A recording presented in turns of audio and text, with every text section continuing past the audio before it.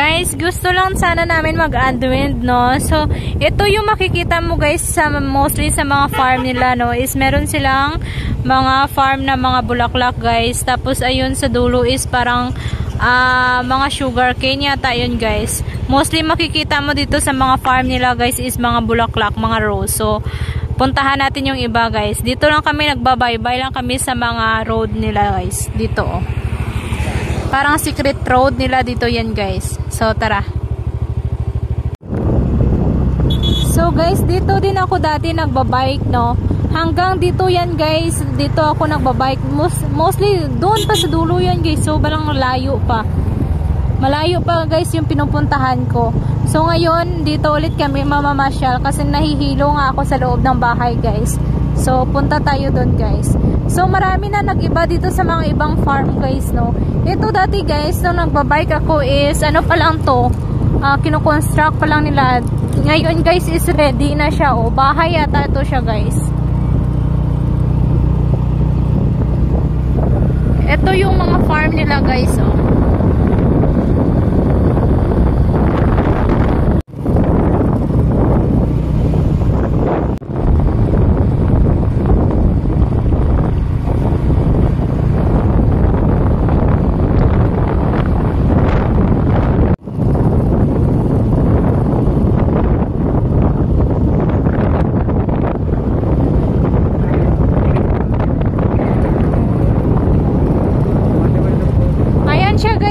Sa dulo is bulaklak yan, yung kulay yellow is puro bulaklak yan, guys. Sobrang ganda tignan, di ba?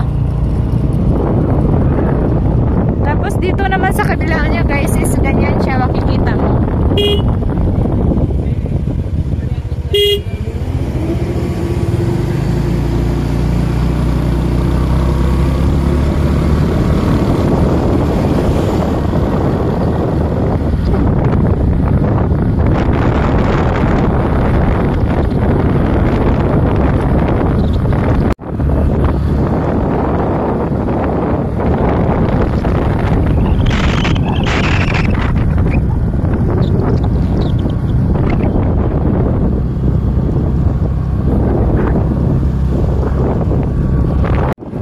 Guys, hanggang dito ako yan dati, guys, nagbabike, oh. Malayo-layo din siya, guys. Tapos babalik ako doon sa dinaanan ko kanina.